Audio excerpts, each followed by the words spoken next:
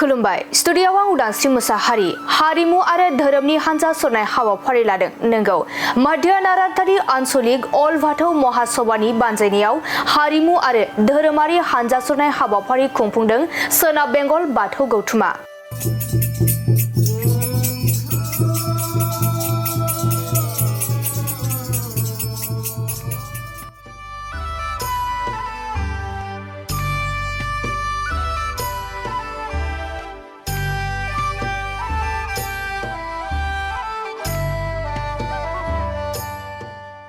बे बाथौ आरज आरो कालचारेलि हाबाफारिखौ सोनाब बेंगल आलिपुरदुवार जिल्लायाव सानसेनि मेहेरगोनां हाबाफारिजों खुंफुंनाय जादों। बर'नि गुबै बाथौ धोरोमखौ आलादायै गावारि धोरोमनि फारियाव लिरजानो एबा सिनायथि होनो फोसावनायखौ गोजोननाय फोरमायथिदों सोनाब बेंगल बाथौ गौथुमा, जायनि थाखाय भारत सरकार आरो भारतनि नखर मन्थ्रिजों लोगोसे बिटिआरनि बारग' गाहाय मावफुं सोद्रोमा प्रमद बर' बिथांमोनखौ साबायखर बावदों।